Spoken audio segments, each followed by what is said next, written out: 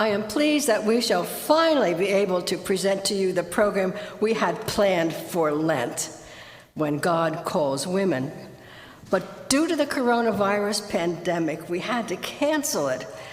However, through the marvels of technology, we shall record the program, and you will be able to view it on our church website during the season of Advent. Because we shall be presenting around 30 women, we shall divide the program into 2 parts. This section is part 1, and it will focus on women who were the martyrs, the mystics, the healers, and those whose concern was for the poor. Part 2 will focus on the advocates for justice, the hymn writers, authors, and those women who broke the Episcopal glass ceiling.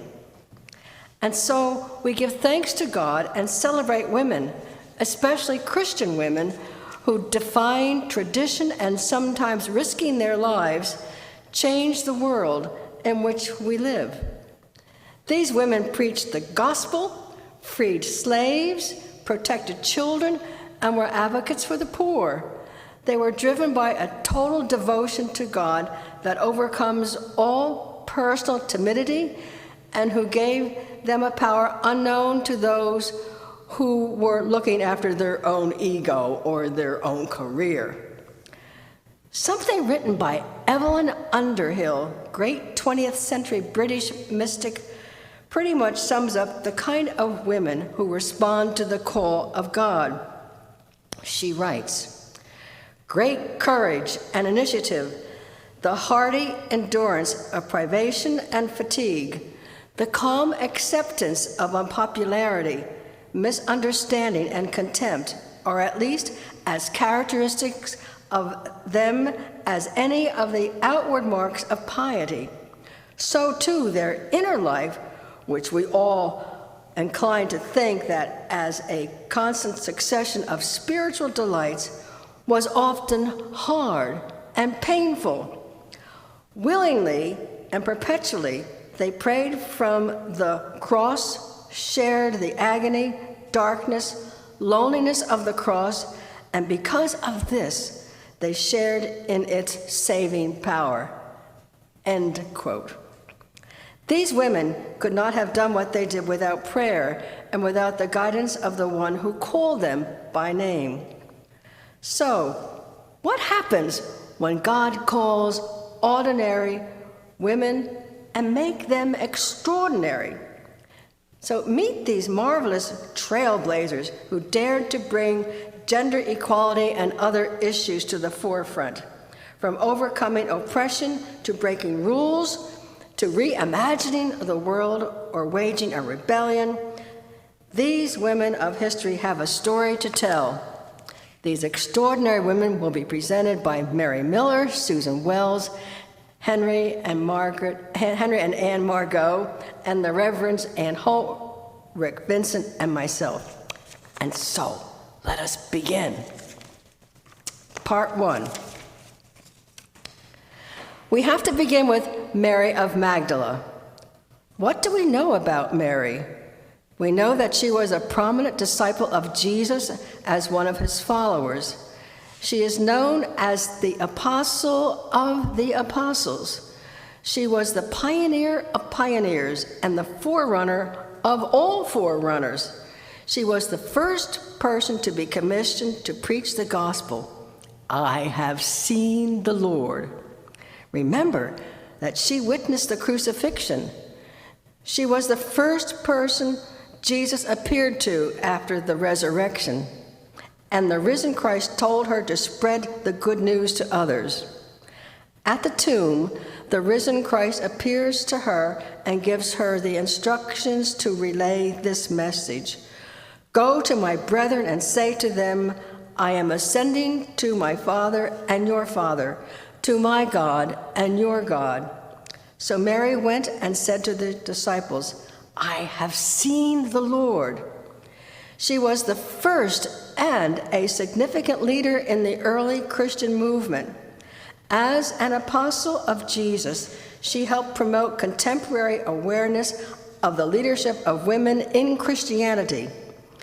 She proved to be a male-dominated first-century world that God can and indeed calls women to do God's work. Next, let us look at the martyrs. We begin with Praxedes. She was a martyr born in the 2nd century. According to legend, she was a Roman maiden when Emperor Marcus Antonius was ruler. Very little known is about her. She did have a sister named Potentia. Praxedes and her sister lived in the early years of the church at a time of extreme Christian persecution. They brought Christians into their homes, and they visited those persons in prison. They even gathered the bodies of the dead after they were brutalized in the Colosseum and hid them in a well until they could be properly buried. She is often viewed in art with a sponge soaked in blood, recalling how they cared for the precious blood of the martyrs after their awful, awful executions. She and her sister were murdered for providing Christian burial for early martyrs in defiance of Roman law. Now, the next ones are Perpetua and her companions. They were martyrs at Carthage in the year 202. Perpetua was a young noblewoman of Carthage, that is a city in North Africa. She was the daughter of a Christian mother and a pagan father. It is believed that she was a widow, for she also had an infant son. Emperor Septimus Severus decreed that all persons should sacrifice to the divinity of the emperor. There was no way that a Christian confessing faith in Jesus could do this. Perpetua and her companions were arrested and taken to the common jail. She wrote a description of her father's visit. When my father, in his affection for me, was trying to turn me from my purpose by arguments and thus weaken my faith, I said to him, "Do you see this vessel, water pot, or whatever it may be? Can it be called by any other name than what it is?" "No," he replied. "So also I cannot call myself by any other name than what I am, a Christian." She and her sister and her companions were sentenced to death during public games in the amphitheater. They were first mauled by wild animals and then put to death by the sword. The executioner was so shaken by Perpetua's brave and noble demeanor that she herself had to guide his blade to her neck. The report of her death concludes, "Perhaps so great a woman, feared by the unclean spirit, could not have been killed unless she so willed it." When Jenny asked Henry and I to do a short presentation about Joan of Arc, we knew it would be difficult to condense her life. For Christians around the world, Joan of Arc is a mystic and a saint. For France, she's in addition the incarnation of French patriotism and a symbol of nationhood. For countless authors in France and around the world, Joan has been an important subject or character. Suffice it to mention Shakespeare, George Bernard Shaw, Mark Twain, in France, Paul Claudel, Jean Anouilh. More recently, a great deal of study has been devoted to Joan of Arc as an early feminist.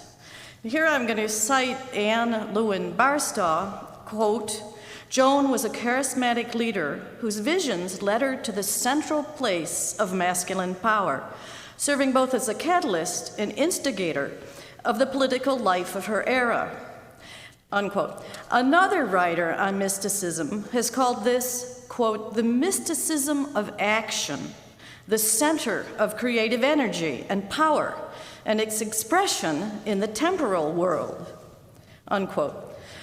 So how do we unpack the elements of Joan of Arc's life? How do we separate the myth from the real person and highlight both her spiritual and her historic role? A little historical background might be useful. Joan of Arc was born in 1412 in the final third of the 100 Years' War, which lasted from 1337 to 1453. This war was essentially a conflict between France and England for control of the French crown and French territory. There had been politically arranged marriages between the royal houses of England and France for centuries. But in 1340, this led to an English claim to the French throne. Most of the battles in the 100 Years' War took place in the north of France, north of the Loire, and at various times during this struggle, the tides would turn for one side or for the other. It's important to note that the English troops, along with their Burgundian allies, functioned as an occupying army, and that Joan and her family had personal experience with the terror that this brought. At the time of Joan's birth in 1412, the principal protagonists who claimed the French throne way back were no longer the same ones that were in play at the beginning of the conflict. However, by 1422, the English King Henry VI actually became the legitimate king of France because he was the grandson of a French Valois king. So one important element is at the time Joan of Arc emerges as an important historical figure, the French heir to the throne, called the Dauphin, is living south of the Loire Valley. He's in command of very little territory, and all of northern France is under English dominion. So this is the historical context that we can validate from chronicles and histories. But what about the real life of Joan and her own experiences? It turns out that it's remarkably easy to find first source documentation due to the fact that the testimony, all of what Joan said word for word, was written down during the ecclesiastical trial held against her in 1431. And then there's a second trial, and we have all of the transcript for that posthumous trial that took place in 1452. That one is known as the nullification trial. So for the second trial, there were 115 witnesses who were called, and many of them knew Joan personally.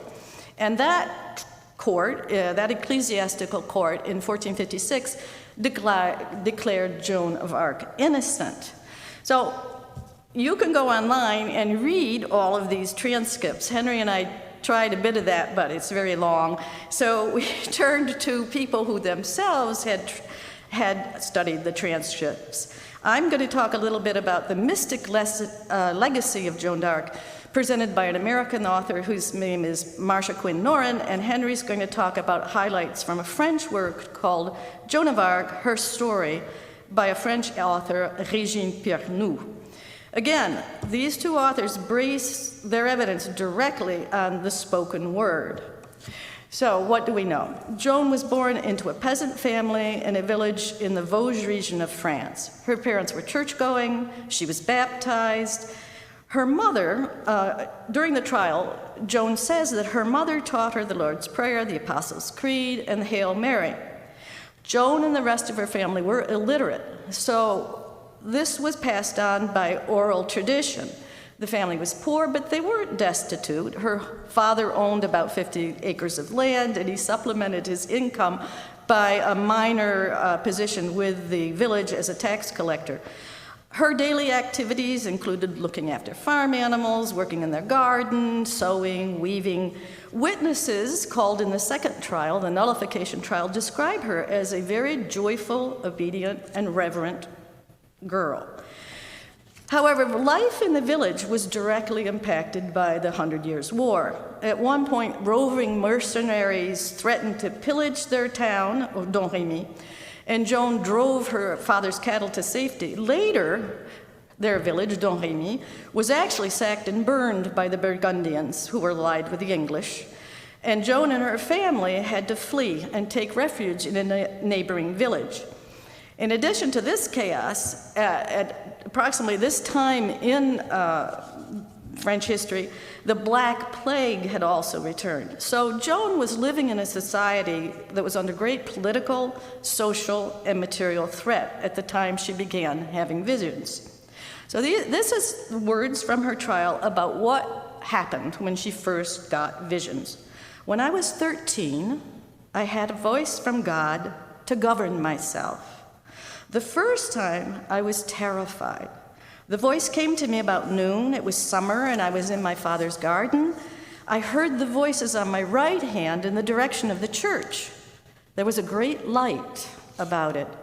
I saw it many times before I knew it was St. Michael.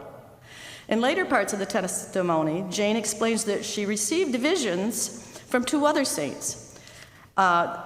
St. Michael, I'm quoting Joan's words, St. Michael told me that St. Catherine and St. Margaret would come to me and that I must follow their counsel. Unquote. So why St. Michael, St. Margaret, St. Catherine? The Archangel St. Michael is the commander-in-chief of the angelic host. In the book of Revelations, St. Michael leads God's armies against the forces of evil.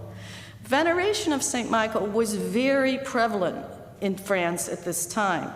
Why St. Catherine and St. Margaret? Both are virgin martyrs from the late 3rd and 4th centuries. One is from Egypt, one is from Asia Minor. The first one, Catherine, was beheaded for her faith when she was 18 in 307, and Margaret suffered the same fate for her faith again at age 15 in 304. In Europe, there was a medieval cult around these two saints. We know that a stone image of Margaret stands in the village church that Joan of Arc attended, and in a nearby village, there was a statue of St. Margaret that Joan also revered. So, according to this source I'm following, Marcia Quinn Noren, it is not arbitrary that these were the two saints whose voices counseled Joan, and as they embodied physical strength and mental acuity. Joan had no physical or military training. She was unprepared to lead an army. She was uneducated, unprepared for the discourse she was going to have with the Dauphin king in order to convince him to take up the banner for France. So she was protected by Michael, Catherine, and Margaret, her three saints. And through that dialogue and contact and blessing, she acquired the abilities that they represented, including physical force, sharp thinking, and expression. She kept these visitations secret from the time they first occurred when she was 13 until she was 16, and they were actually coming on a daily basis by then. She protested that she had no qualifications to do what they were asking her to do, but these voices reassured her that she would be led quickly to operate successfully in the positions of authority. And she trusted that these infinite resources were available to her. She came to accept that she was being given a mission of bringing peace to her country, and that it could only be accomplished by driving out the English. That journey was to begin by her accompanying the French Dauphin to the city of Reims to be crowned. There are multiple steps in that journey, and it's a long and detailed story. She needed to get the protection of the local garrison commander so that she could travel to the Dauphin's court, which was in Chinon, about an 11-day journey from where she was living. And she did that, dressed as a male soldier. And an aside that's very interesting here is that, in fact, when she was convicted for heresy, one of the charges that she was accused of was cross-dressing.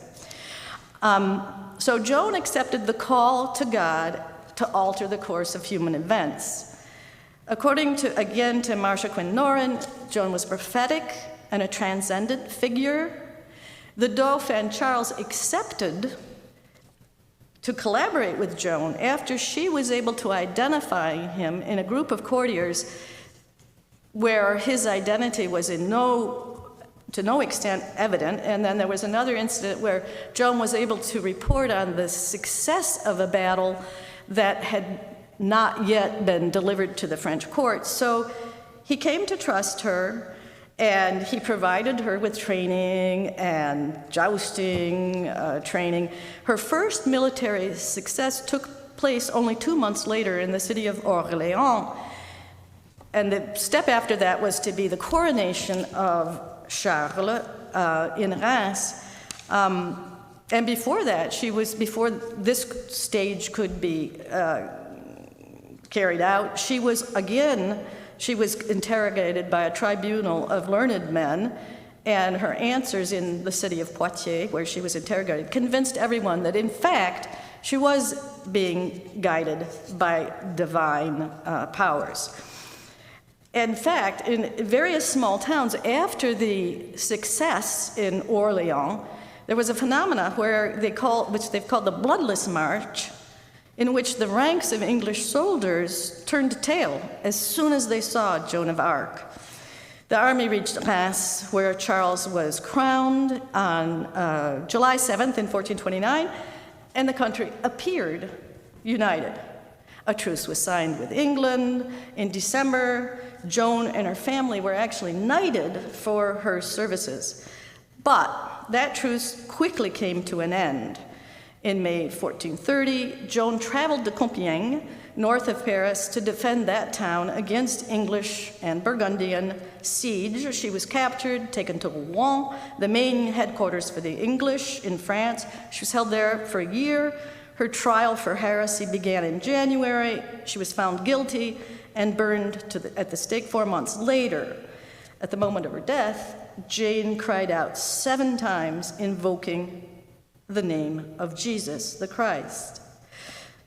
Although the 100 Years' Wars went on for another 22 years, Charles VII, whom she had taken to Reims to be crowned, retained legitimacy as the King of France. Before England could rebuild its military leadership, the country lost its alliance with Burgundy. The Treaty of Arras was signed in 1435. France was unified, and peace eventually did return to the land. And let's see, am I at the right place here? Yeah. So now I'm going to turn this over to Henri, who happens to be Burgundian, and he will speak to you about Régine Pernot's book, Joan of Arc, her story. And he'll also speak about the lasting legacy of Joan of Arc, both in the spiritual realm and in terms of France's national identity. Thank you, Anne, my lovely English-American wife. Régine Pernot's book focuses on disentangling the person of Joan of Arc from the myths that surrounded her. In her study, Joan emerges as a stubborn, strong, directed, devoted, courageous, and compassionate person. She was a woman who quickly adapted to new circumstances, and although modest and humble in character, had a charismatic influence on those around her. At one point, Pernot cites testimony from 2 young soldiers who accompanied Joan on her 11-day journey to reach the Dauphin in his castle at Chinon.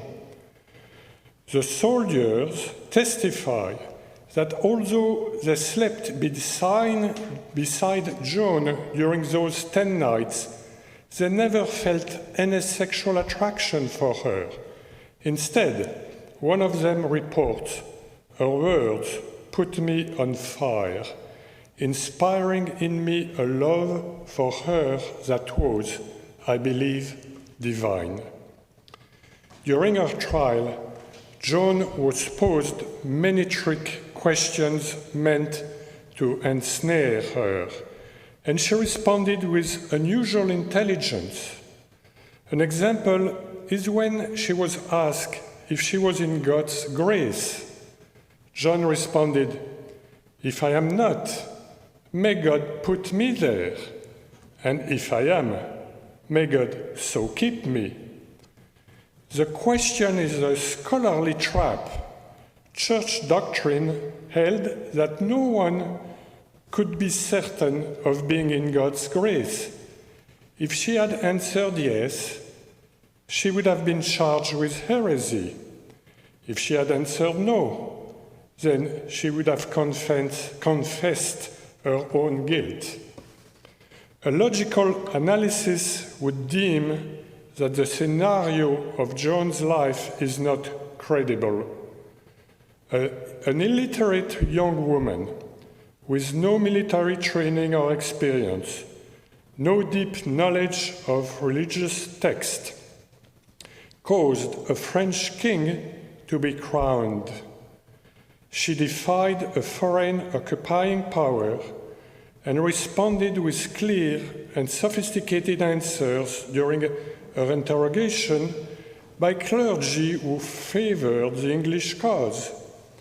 It came out in the posthumous trial that in order to have Joan condemned, some of her answers during the first trial had been falsified. It was essentially a political trial that Joan could not win. And so, inevitably, she was condemned to death at the age of 19. 20th and 21st century studies have applied psychological analysis attempting to prove that Joan was schizophrenic, hysterical, narcissistic, or grandiose. But the eyewitness reports do not support that. Her contemporaries describe Joan as calm, clear-thinking, and possessed of an integrated personality. In the view of Régine Pernoud, Joan is a mystic who openly declared her ability to change the course of human events through knowledge that she gained during personal interaction with messengers from the divine realm. Unlike many other Christian mystics, Joan didn't come out of a convent or religious sect.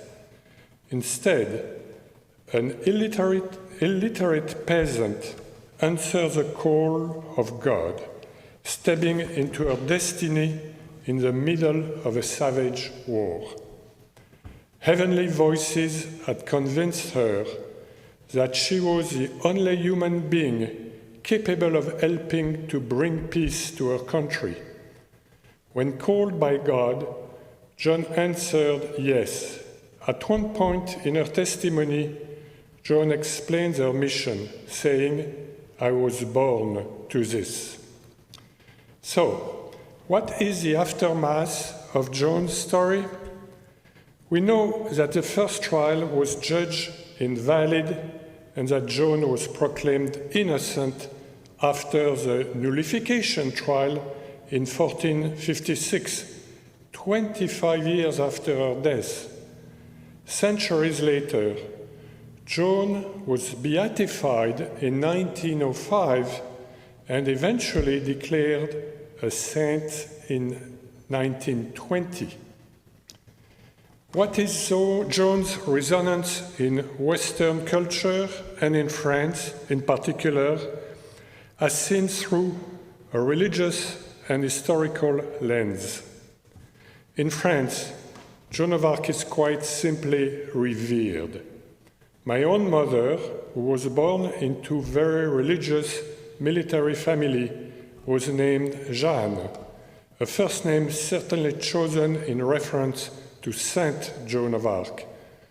All over France, statues have been erected to Joan, and every year the city of Orléans, which Joan liberated from the English and the Burgundians, hold a big festival in her honor. My mother attended this festival several times. Joan's family home in Domremy is a pilgrimage site that I was taken to visit as a child.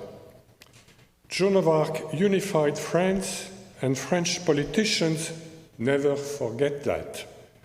Napoleon had statues of Joan of Arc erected as a national symbol. Several French naval ships and an helicopter carrier had been named La Jeanne d'Arc. It is safe to say that Joan of Arc remains a stirring national symbol in France, and that to French Catholics, Joan represents, in addition, the way a humble individual can answer the call of God, "I will go, Lord, if you lead me." Thank you, Anne and Henry, for that wonderful tribute to Joan of Arc. Well, we had her listed under martyrs. As you expressed, she was also a mystic. So we're going to continue the conversation about other mystics, beginning with Hildegard von Bingen, and then we'll turn to Joan of Norwich, Teresa of Avila, and Evelyn Underhill. So we begin with Hildegard von Bingen.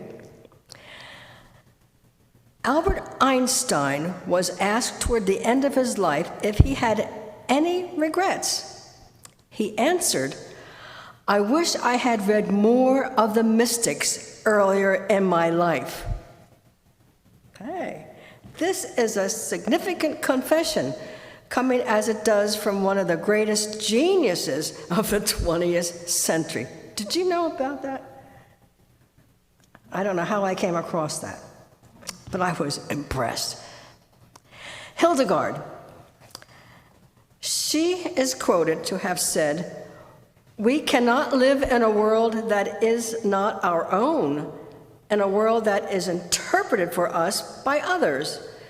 An interpreted world is not a home. Part of the terror is to take back our own listening, to use our own voice, to see our own light."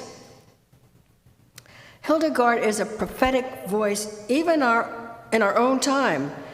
She was known as Sibyl of the Rhine and was a most accomplished and remarkable woman in the history of Christianity. Born nearly 1,000 years ago, I believe that her voice is as powerful now as it was then. Listen to something else she wrote. "You understand so little of what is around you because you do not listen to what is within you. Take a good look at yourself. Inside, you've got heaven and earth and all of creation. You're a world. Everything is hidden in you." Hildegard was a bright and bold and fearless woman, never unabashed to keep silent before her superiors, who often need to be reprimanded. They were even the popes and the bishops and other clergy. She trusted in her own intuition and her insights. She was confident of her place in God's creation and of a woman's place in the image of God. She was the first German mystic, a visionary, an abbess, a writer, a theologian, a composer, a dramatist, a spiritual advisor, a prophet, a poet, a preacher, and a healer, all in this one person. How can anyone have so many gifts? As a theologian, she said, now this I found fascinating. She said, "We are all born in original wisdom, not original sin, as proposed by Augustine of Hippo in the 4th century. Much of our theology is still rooted in original sin. But she said we're born in original wisdom, and it is our life's task to develop this wisdom and practice and put it to work. As a scholar, she even wrote a commentary on the prologue of John, and I even read it. Some scholars call Hildegard the first German physician, and she wrote 2 treatises on medicine, and the number of manuscript copies of these works still exists, and so indicates that they were widely read and influential.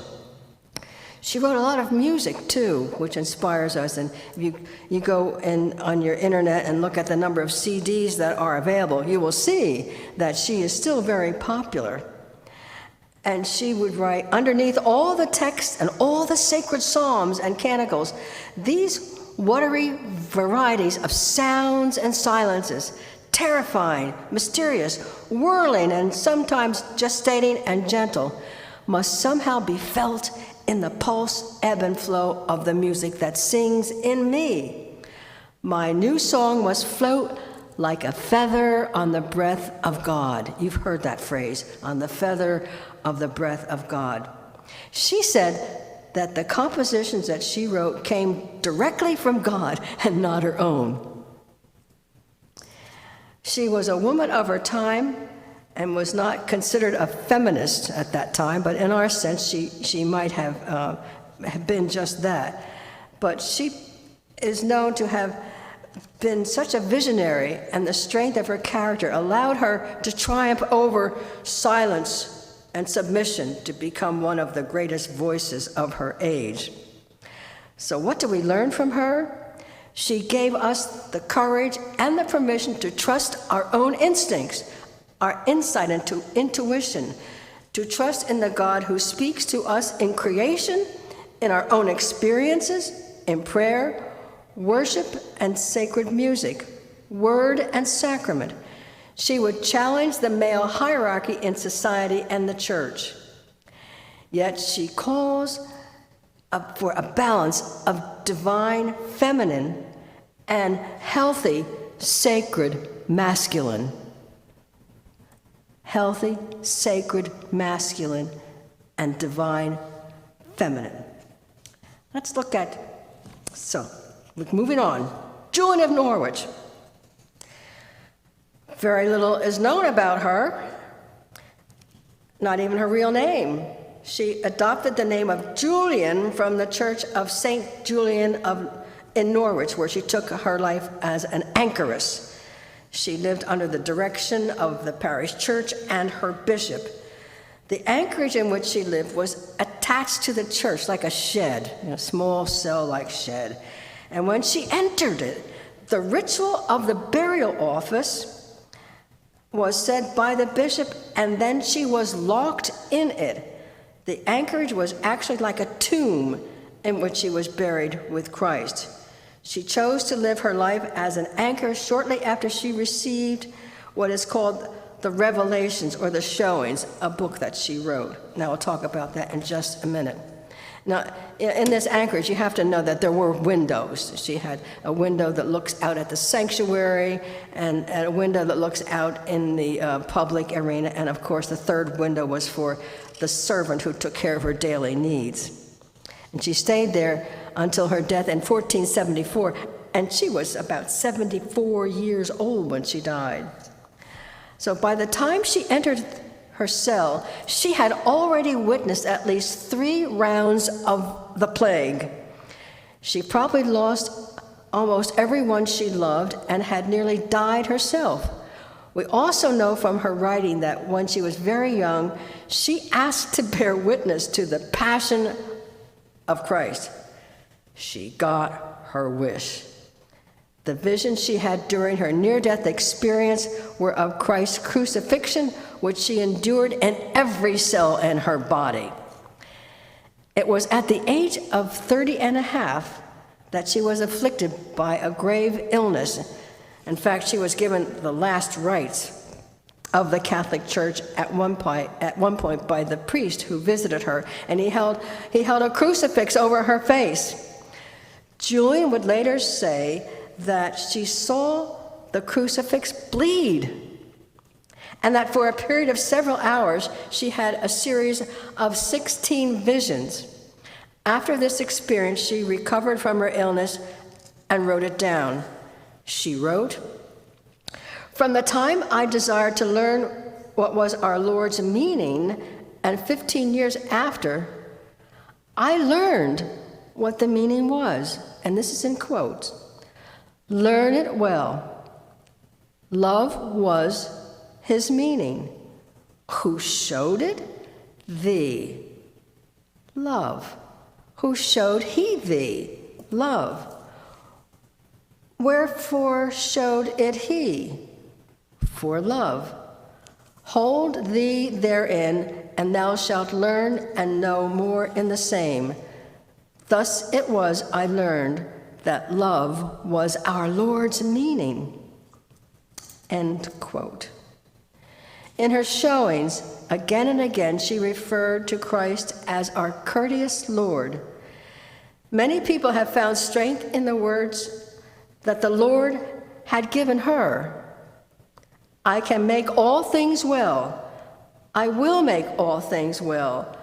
I shall make all things well. And thou canst see for thyself that all manner of things shall be well. Imagine, that quote is still being quoted this day. Former Archbishop of Canterbury, Rowan Williams, says that her book may well be the most important work of Christian reflection in the English language. While she called herself an unlettered person, she is taken seriously as a mystical, systematic theologian in her own right. Few books are treasured more for the mind and soul from her book, The Showings. And The Showings is really remarkable. If you've not read it before, it's worth digging it through. Okay, now let us turn to Susan Wells for the talk on Teresa of Avila, or do you say Olivia? I say This is quite a daunting thing. I suggested to Ginny the other day that we should have a whole day on Teresa because her writings are voluminous and accessible. But she was a reformer, a prioress. She's a prolific writer, including several volumes of poetry, which are often ignored, just getting little lines from them or maxims. She was a tremendous correspondent, particularly at the end of her life. She was writing all the time. Over 400 of her letters remain. John of the Cross was influenced by her, but as an act of self-mortification, burnt the letters that she wrote him, which is really unfortunate. She was a speaker of truth to power, arguing with Philip II of Spain to allow her to continue to establish convents against the Pope's better judgment or judgment. She had natural charm and humor. She was a diplomat. She was the first woman that the Catholic Church made a doctor of the Church. This was in 1970. But our focus today is on her as a mystic. So there is a lot to talk about. She was born in 1515, about 23 years after Columbus discovered the Americas, or he said he did. And her grandfather, who was Jewish, and her family were quite wealthy. She grew up in a Christian family in Avila, and her father and mother were very devout. Her father had been married before and had 3 children, and the second wife, Teresa's mother, also had 6 children, 3 men and 3 boys and 3 girls. And they all read a bit. Teresa was taught to write and read by her mother, who encouraged her to read chivalric romances, but the father was pushing the reading of sermons and good documents that she calls them good later on. She wrote in her biography about how when she was 7, she convinced her younger brother, Rodrigo, that the only way that they were going to get to heaven in a hurry was to be martyred, because she'd been reading all these martyrdom stories with him. So they decided to leave town, which they did, and walk towards the Moors, hoping that if they begged bread from the Moors, they would be beheaded and immediately enter heaven. So, I mean, she had an ardent soul and a determined soul from the beginning. She was not a calm, quiet saint, okay? She was persevering, very dynamic, creative. She wrote at one point, "God save us from gloomy saints," but she was embarrassed by her outward signs of mystical experiences, which I'll talk about in a minute. She entered the convent, Carmelite convent, in 1535, but at that time the Carmelites were, she said, more lax than her father's house. And they were taking a lot of people in for financial reasons, and it was a very busy scene in a villa in the convent. There were a lot of people coming and going all the time. There was a lot of talk, a lot of discussion. She said she really couldn't pray. And she developed her idea of mental, she calls it mental prayer, after she was ill. She had malaria, and she was an invalid for about 3 years. And during this time, she was taken out of the convent and staying in a healthy place with one of the sisters, trying to get over this. She did stop praying after this, however, after she was healed, for about 15 years. And then in 1555, she had the first of what she calls her religious experiences. I'm going to talk about the books in a minute. I'm just going through a brief life now. In 1558, she began writing about Carmelite reform. This created chaos. She was adamant that things were not as they should be, going back to the original documents.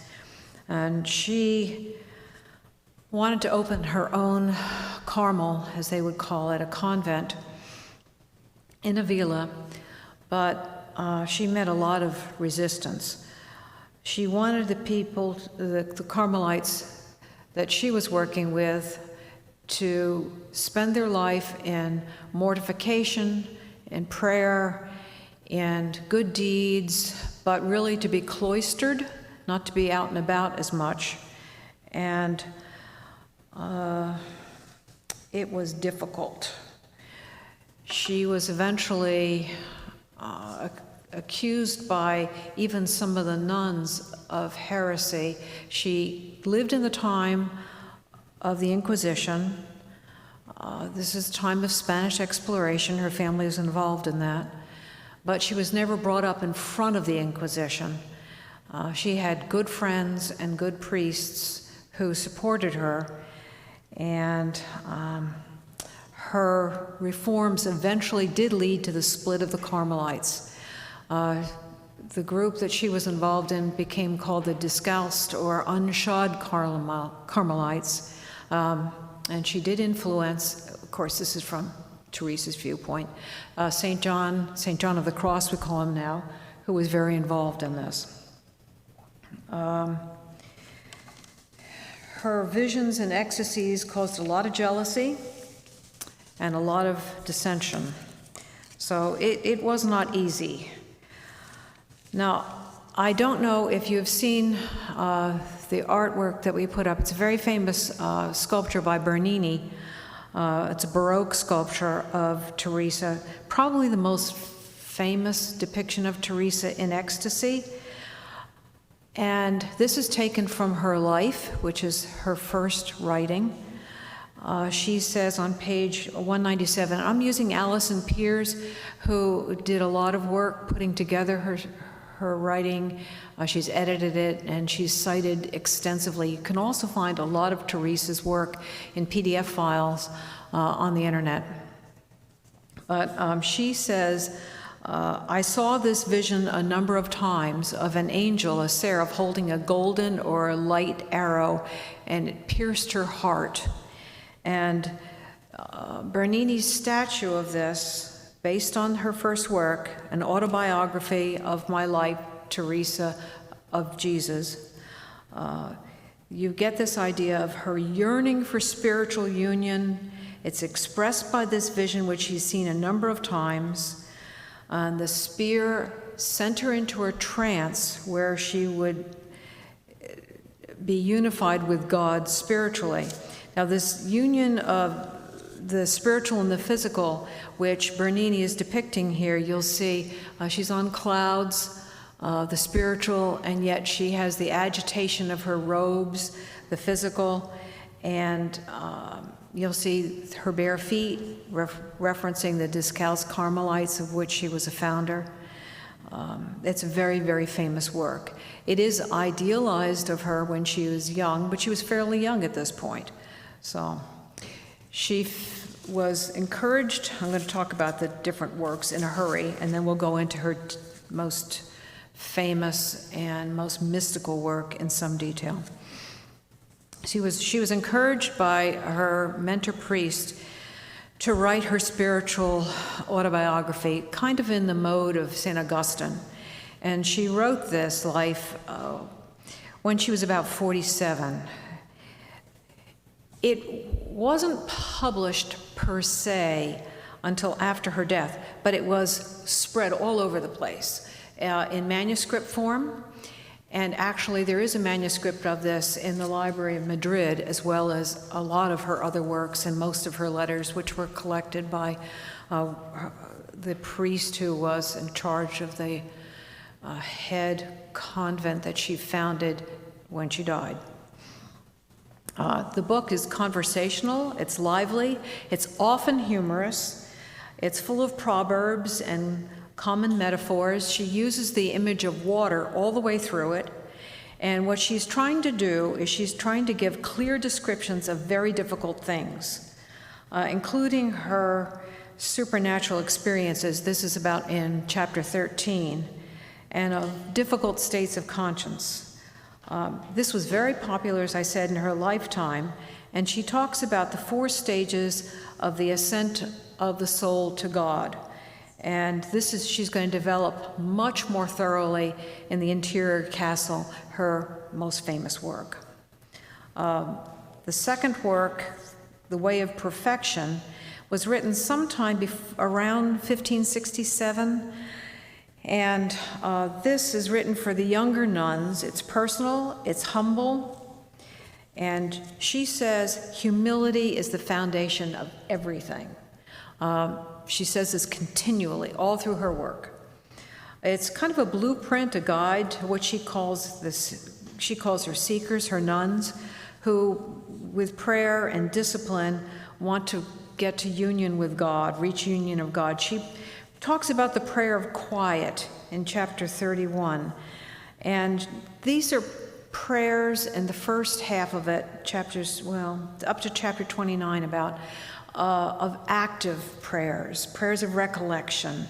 In chapter 27, if you want to just take a look at one section, to about 42, she gives her own analysis of the Lord's Prayer and how she used it as a meditation herself. The most important book altogether is The Interior Castle, and I'm going to come back to that in a second. She wrote, in the latter part of her life, a book of foundations, and she wrote this between 1573 and 1582, on and off. And it was originally sent to the prioresses and the nuns of the different convents that she had established, about 17 in her lifetime, as well as influencing a number of friaries. And this is a whole mix of genres. You get the chronology, memoirs. She has personal observations and relationships. She's somewhat didactic. Sometimes it's hilarious because, for instance, at one she said, all right, a Jesuit brother has been sent to be the confessor. Now, you have to be very careful, and the best thing to do is to write down questions in advance. This is practically a quote in English translation because I can't read Spanish. Write down questions because the brothers like to be asked questions. But she's very practical in that way and kind of funny at times. She writes menus down, all kinds of things. It's called almost a traveler's guide to Spain in the 16th century. Very accessible. And of course, the last thing that I would talk about is the letters which she wrote throughout her life to her family, to whom she remained very close, to the nuns themselves, and they're very vivid. Everything from how to deal with a toothache, and one of the nuns was having problems, to the problems of traveling again, and arguments that she was having with some of the leadership of the church. Okay, the interior castle.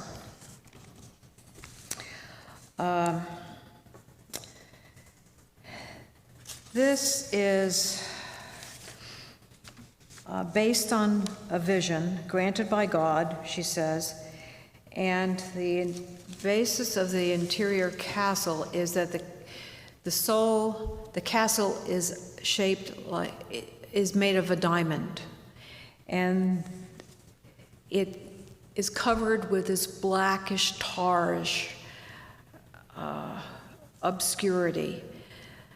Outside of the castle are what she calls the venomous snakes and beasts that afflict us. The walls of the castle are the human body, and it is the goal of the soul to be free of this black tar and to reach God, whom she calls the King or God or the Master, who dwells in the seventh mansion. There are 7 mansions, and that goes inside, starting on the outside, going into the mansions. The 7th is at the core. And each of the mansions has many rooms. I'm going to just touch on each of the mansions, moving fairly quickly. The soul, God is in the soul. And this is based on Luke, the kingdom of God is within. And this is central to Teresa's view of spirituality, that God is within. God is near us. God is never gone. God is not external, but God is within. And she talks about this briefly in Mansion 1. This is about the venomous creatures. At the second mansion, she recommends that you absolutely need a spiritual director. And she talks about silence. This reminds me of Ginny's sermon, November 1st. The soul goes further into the castle by prayer. And continuing in prayer, it spends hours in prayer and the practice of meditation. She says at this stage, takes 6 months to a year. This is a guide to prayer and to union with God. The companionship and conversation with good people, and she calls them good people, that's in quotes, is absolutely imperative. And it's imperative to read good books. And she says, where is this? But when I was without a book, my soul at once became disturbed, and my thoughts wandered. She says this in her biography. Be aware of the fierce war being waged for the soul, and be willing to embrace suffering. Now, this fierce war, she talks about at length, how the devil is on the outside, and how he will come in and try to perturb you and disturb you and take away. She says in this particular, I've got quotes from a couple of things here. The devil frequently fills our thoughts with great schemes, so that instead of putting our hands to what work we can do to serve our Lord, we may rest satisfied with wishing to perform impossibilities. She warns about going for perfection, how that can stop us and how it can freeze us. She's occasionally uses the water image, but not as much as she did in earlier work. The third mansion, reason is still governing the soul, And she says that if you are in the third mansion and can't get beyond the third mansion, love is not ardent enough to overcome reason. And perfection consists in the increase of love, not consolations. Now, the consolations that she's talking about, she also are what we would call the gifts of the Spirit. This is pages 65 and 66. Teresa is famous, and she said she suffered for it in many ways, for a number of different physical manifestations of her visions. It wasn't simply that she became frozen, but I mean, she's the one of whom it was said, and I didn't find this in her writings, but supposedly she said this, that she asked her nuns to sit on her so that she wouldn't levitate during the Mass. She had lots and lots of visions, and the visions were sent to her by God, unlike Jeanne d'Arc. She said they were sent by God. She didn't really talk about intercessory angels. And her goal was union, this mystical union with God. So a lot of these gifts she saw as things that really could make other, particularly her nuns, or her sisters, I mean by that the nuns, go on a quest for these gifts. And she says, no, they're not the goal of perfection. It's increase in love. And we must surrender to the will fully of God. Give our wills up and give it to God. She warns of the sense of dryness, of emptiness. These are tests of God. She talks about the aridity of the desert. She talks about, like Prokofiev calls the dry well. And she says this is normal, and it shows how the soul is attracted to earthly things. And it reminds us that we need to go through these as tests by God, and it helps the soul gain humility. She talks about humility constantly, in her maxims, in her letters, constantly. And this prepares the soul for the life of mystical prayer. The fourth mansion, the soul is getting nearer to the place where the king dwells. That's a quote, okay? And it's a move to passive recollection in prayer. It's much more supernatural. We begin to experience what she calls the temple of solitude. And the five senses and the exterior world lose hold. The soul regains the whole it had at birth. And this is a gift. It's not something one can earn. It's a gift from God. And she talks about in this the prayer of quiet. That's even deeper. It's a gift when the soul reaches, quote, true humility in detachment. The soul drinks directly from God. Now, mind you, this is the fourth mansion, not the seventh. So there is a tremendous amount about prayer here, and it reflects some of the things that she had written earlier, but it's developed much more specifically. In the fifth mansion, and she says that a number of her sister nuns, have reached this. The faculties fall asleep to the world, and unconsciousness can reign. But when awakened, they will never forget or doubt that God has been in the soul. And that this can happen once in a lifetime, but it will last forever. Like Pascal, and he writes about that experience that he had that one time of God and how that lasted through his life. He's very specific about that. And I hadn't thought of this, but like Teresa, the closer one gets to this stage, the more difficult it is to describe, and it can come out simply as single words or ejaculations. It's just simple phrases that kind of are there. This is the section where one finds the beginning of her silkworm analogy. This is a very famous section from Teresa's interior castle. And in the winter, the silkworm starts out as an ugly worm. And in spring, it feeds on the mulberry leaves. It weaves a very tight cocoon, but it emerges as the white butterfly, the soul. And she parallels this to penance, prayer and mortification, being hidden in God, and then the little white butterfly. She comes back to this in a later mansion. The sixth mansion, she talks about the beloved and the betrothal, in love with the king and ready for spiritual betrothal, but again, must suffer trials and dangers. And then begins the mystical phenomena. She writes of her own personal experiences of ecstasy, and she talks about locutions, visions, raptures, ecstasies, flights of the spirit, and jubilation.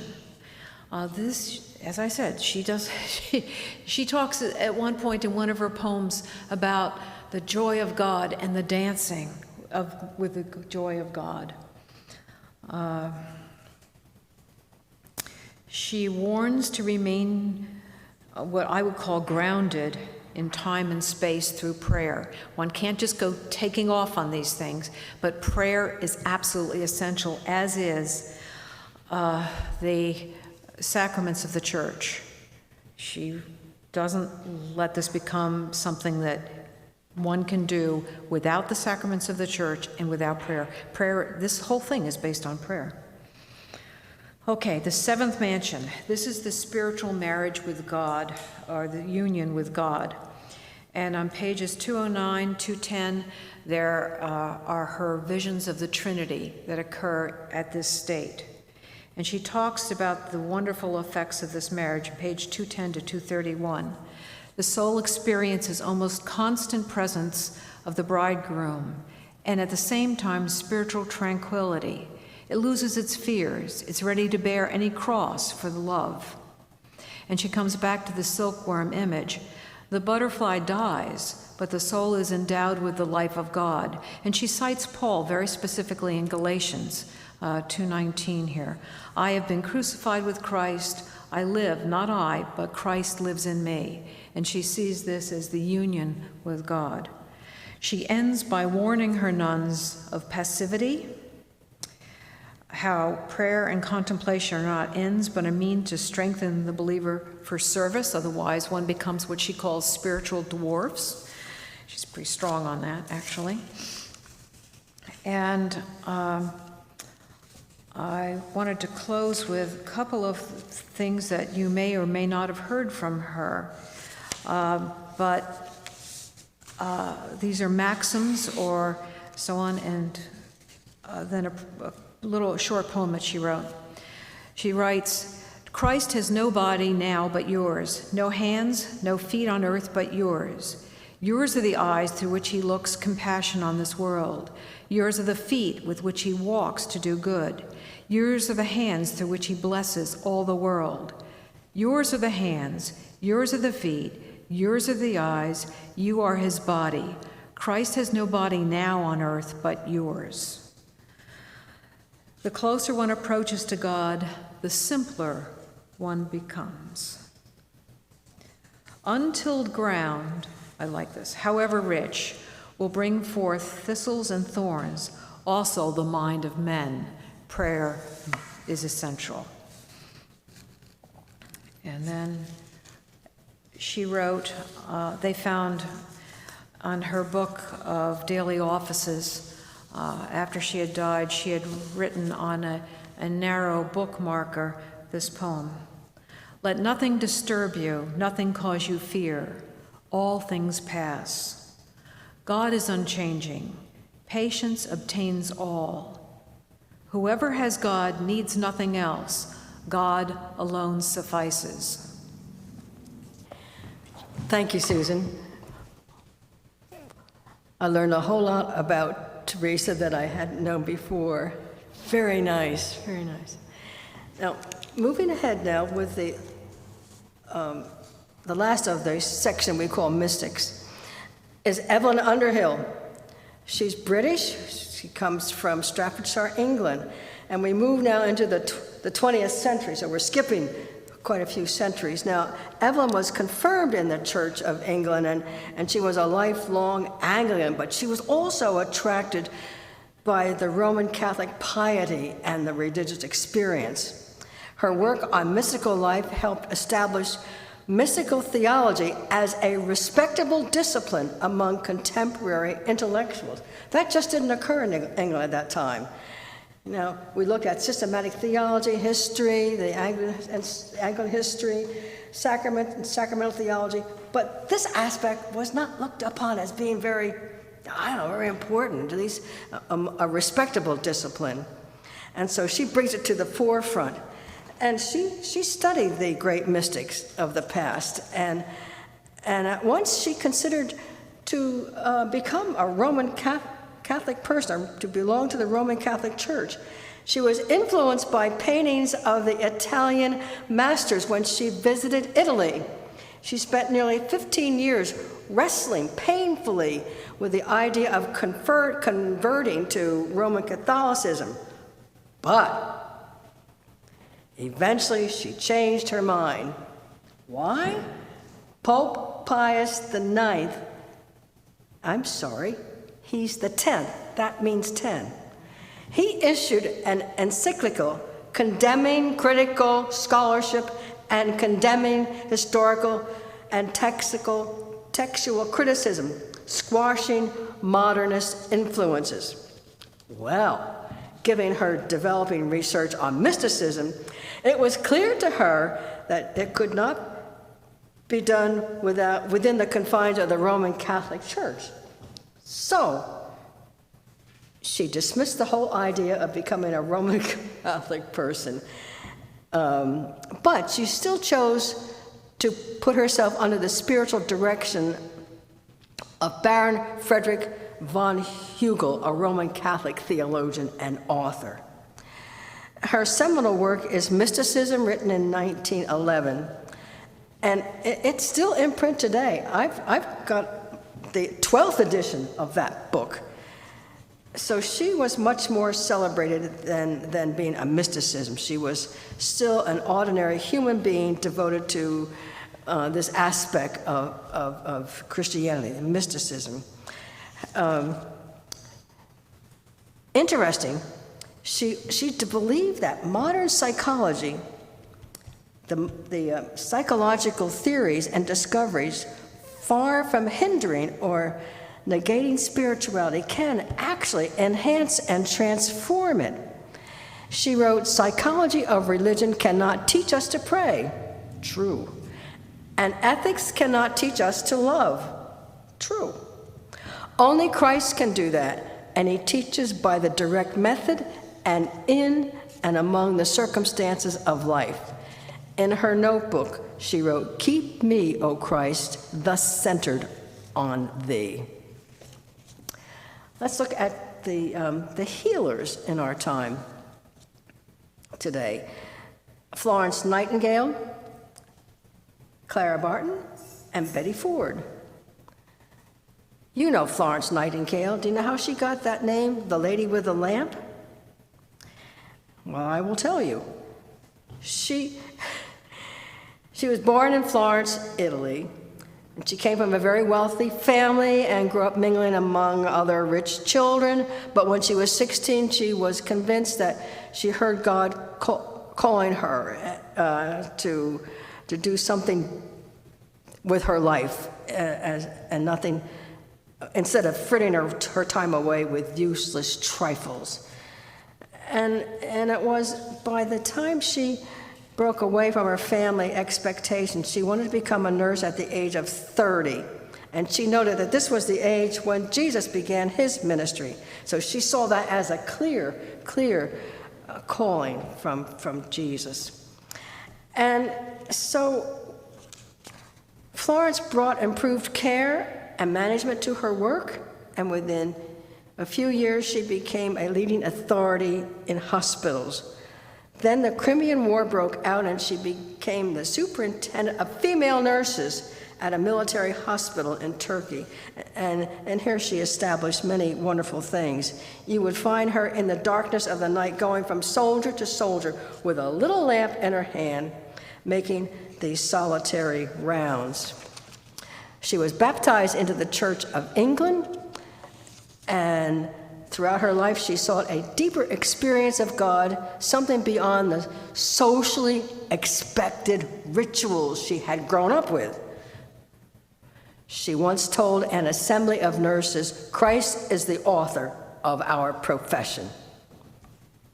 Let's look at Clara Barton. You know who she was? The founder of the American Red Cross. We can't overlook that. She was born on Christmas Day, 1821, the fifth and the youngest child of Sarah Stone and Stephen Barton, in a small community in Oxford, Massachusetts. When she was 11, she nursed her brother David when he had a fall at a construction site, so she nursed him for 2 years. In her late teens, she went to a district school and thereafter was able to teach school nearby, and eventually, of all places, in my state, Bordentown, New Jersey. I don't know how she got from Massachusetts to Bordentown, but she did. The school was a success, and after that, she went to Washington, D.C. And she would write, "I may be compelled to face danger, but never feared it. And while our soldiers can stand and fight, I can stand and feed and nurse the soldiers." Pretty amazing lady. And after the Civil War, President Lincoln put Clara in charge of locating missing prisoners of war. And she answered hundreds of the letters which poured in giving information about the dead or the missing. And I think it's important to note, too, that in 1867, she joined Susan B. Anthony and Elizabeth Cady for the cause of women's suffrage. And she was especially effective before veterans groups. You know what she said? "Soldiers, I have worked for you, and I ask you now, one and all, that you consider the wants of my people. God only knows women were your friends in time of peril, and you should be theirs now." So, in her heart was the whole Red Cross movement, and we give thanks to God for her selfless lifestyle made her the founder of this particular movement, and a very important movement. Now, after her, we have Betty Ford.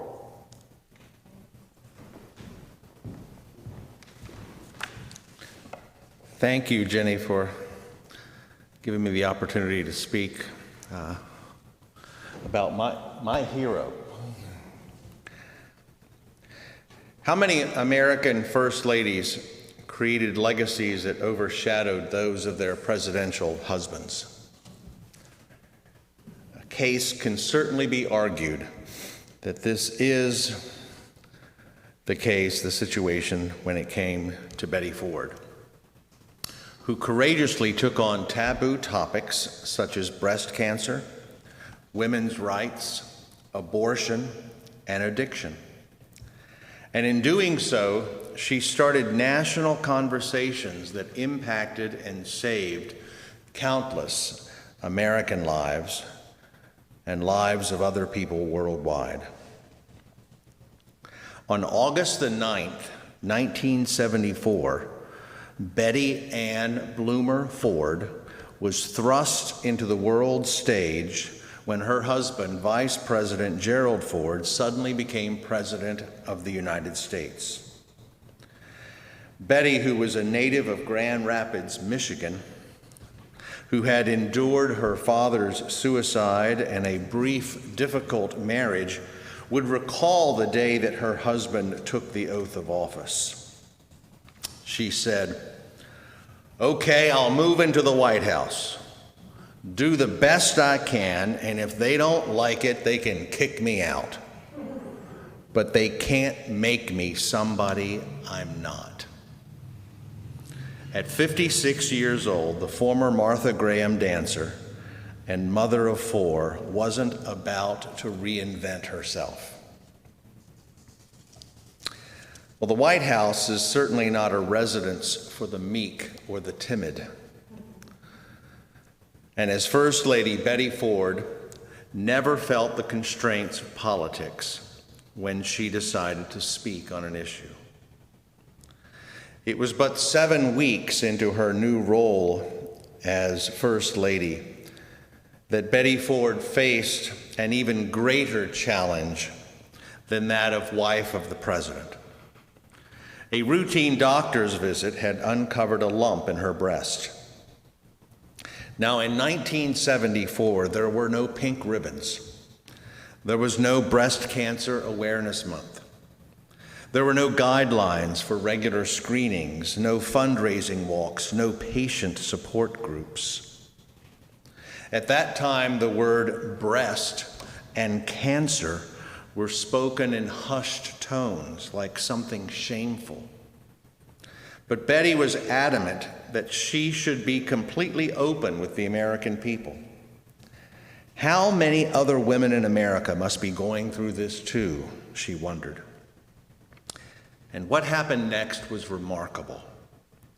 Women across the country lined up outside clinics to get breast exams. Newspaper articles described how to perform self-exams. And in the first week after Betty's surgery alone, the White House received more than 35,000 cards and letters. Literally, overnight, Betty Ford removed the stigma from breast cancer. And she changed women's health care forever. The response to her openness about breast cancer made Betty realize the power of her platform as First Lady. One issue she felt strongly about was the Equal Rights Amendment. Remember that? The proposed amendment to the Constitution that would provide for the legal equality of the sexes and prohibit discrimination on the basis of gender. Betty was a staunch supporter of ERA, but it was a political hot potato, one which her husband's advisors preferred she avoid. Not that Betty heeded their advice. In a speech at the 1975 International Women's Year Conference in Cleveland, she proclaimed, "I do not believe that being First Lady should prevent me from expressing my views. Why should my husband's job, or yours, prevent us from being ourselves? Being ladylike does not require silence." Betty Ford's gift was her honesty. When her family encouraged her to seek treatment for pharmaceutical and alcohol dependency, she openly brought her struggles into a national conversation. Like her public discussion of breast cancer, her frankness in speaking of alcoholism and addiction saved innumerable lives. In 1982, the Betty Ford Center, an addiction treatment and recovery facility, was established. It first of all had 4 patients. Every month for the next 25 years, Betty Ford spoke to the patients at BFC, beginning her talk with, "Hello, I'm Betty, and I'm an alcoholic." One such talk I recently watched. You can find several of them on YouTube. Her daughter Susan, whom I've had the pleasure to get to know the last couple of years, directed me to this one particular video, which is her favorite and now is mine, where Betty says, "You know how pain ends? One word: hope. With hope, our pain ends." Today, more than 100,000 people have been treated at the Betty Ford Center. And since its inception, countless others, including myself, have found health and healing in recovery from addiction because of Betty Ford. I most likely would not be alive today had it not been for her. She is my hero. For her advocacy, Betty Ford received the Presidential Medal of Freedom in 1991. She died on July 8, 2011. Elizabeth Ann Bloomer Ford, First Lady of Recovery. Of the many things that she said, these two quotes mean the most to me. She says, "You can make it, but it's easier if you don't have to do it alone." And secondly, that's what we're here on this earth for, to help others.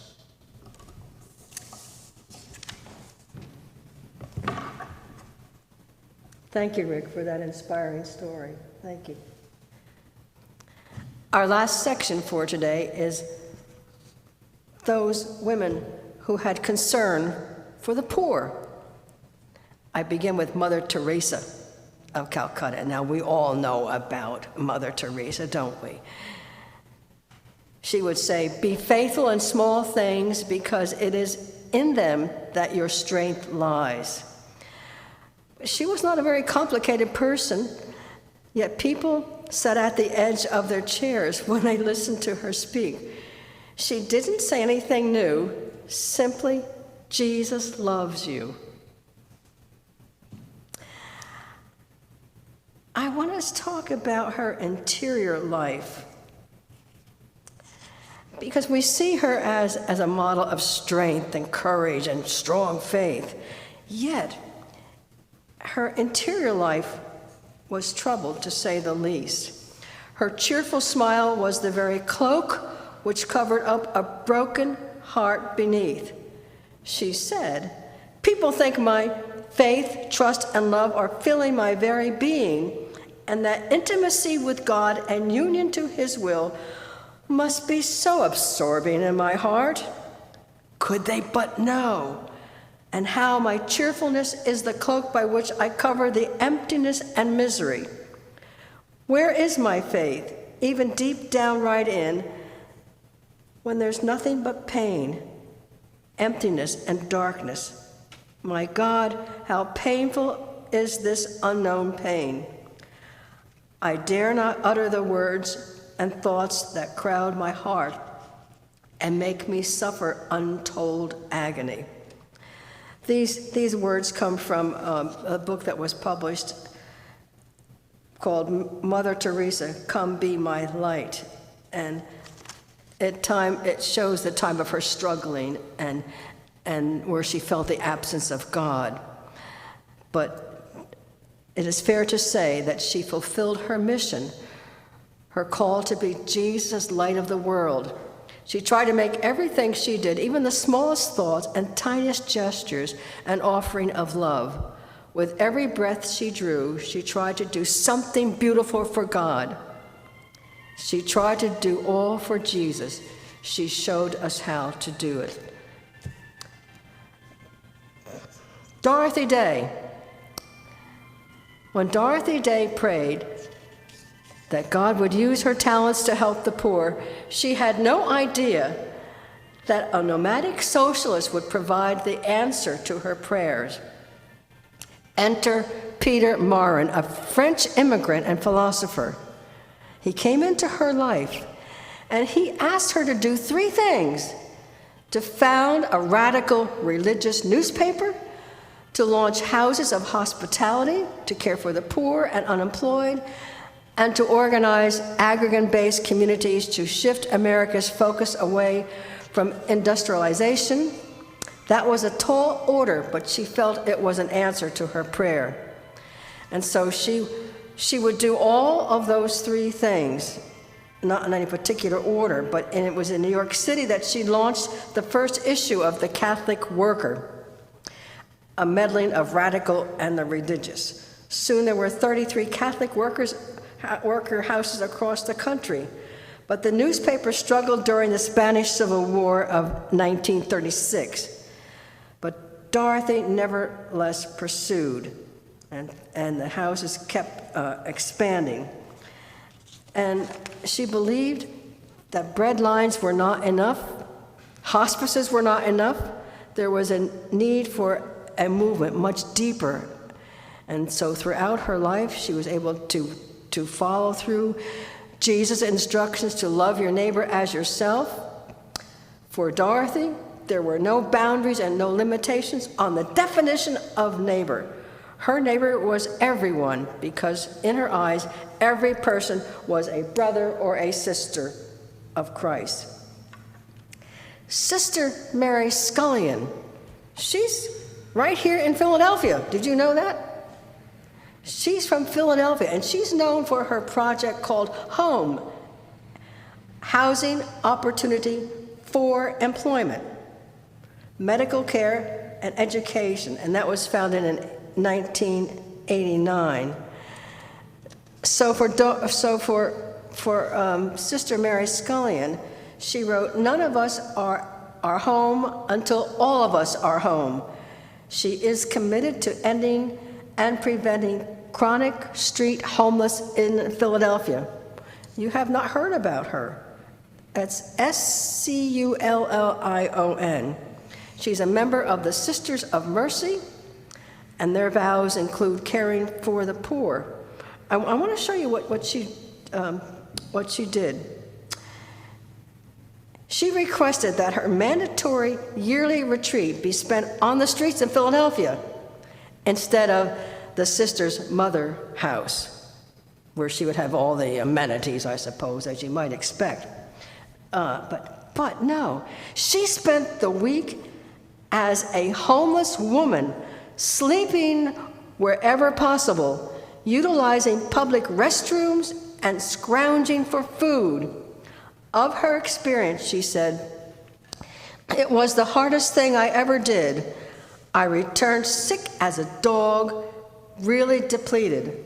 But she learned firsthand what it was meant to be homeless and developed a sense of urgency to address the problem." And that's where the birth of the HOME came about, which provides for affordable housing, job training, and health care to homeless and low-income individuals. More than 90% of those helped by Project Home have avoided a return to homelessness, a success rate making the program a model for dozens of other U.S. cities. So if you get the Philadelphia Inquirer, and I have an article here that talks about her, you'll see more and more of her.